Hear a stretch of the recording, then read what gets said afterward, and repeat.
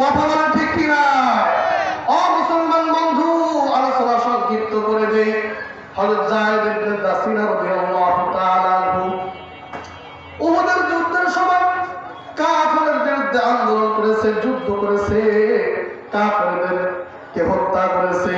এই কাফেরদের আত্মীয় স্বজনরা হযরত যায়েদ ইবনে দাসিনা রাদিয়াল্লাহু তাআলা গ্রেফতার করেছেন, তারা ধরে নিয়ে গিয়েছেন এবং তারা নির্ধারণ করেছেন, সময় নির্ধারণ করেছেন যে যায়েদ ইবনে দাসিনাকে আমরা ফাঁসিতে কাস্টে ঝুলাবো।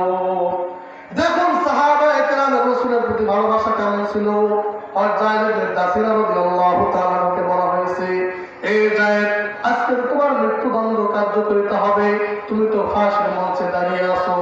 এই যায়েদ, শুধুমাত্র তোমার জবান দিয়ে স্বীকার করে নাও যে আজকে এই মুহূর্তে তোমার জায়গায় তোমাকে যে আমরা ফাঁসির কাস্টে ঝুলাইতাম, এই জায়গায় তোমার রাসূলকে ঝুলাই দেব। এই কথা যখন যায়েদ ইবনে দাসিনা রাদিয়াল্লাহু তাআলা আনহু কাফের বেঈমানরা প্রস্তাব করেছেন, হযরত যায়েদ ইবনে দাসিনার ঈমান কত মজবুত ছিল, রাসূলের প্রতি ভালোবাসা কেমন ছিল।